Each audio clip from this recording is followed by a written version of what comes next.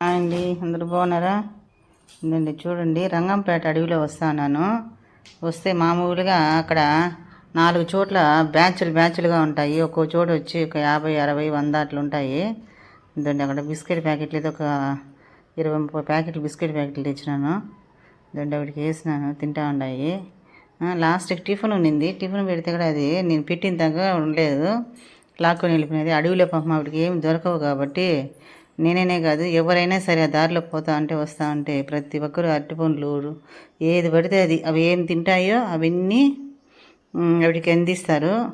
ఆవిడకి ఒకరోజు తృప్తిగా మనము భోజనం పెట్టిన ఆనందము అవి మనసులు చూస్తే ఏమైనా అంటాయని కూడా లేక దగ్గరికి ఎంత బాగా ధైర్యంగా వస్తాయంటే అంత బాగా వస్తాయి.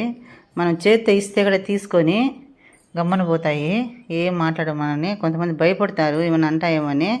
ఇవైతే బాగా అలవాటు పడిపోయినట్టున్నాయి. అయితే మొత్తానికి అయితే ఎవరిని ఏం మాట్లాడవు.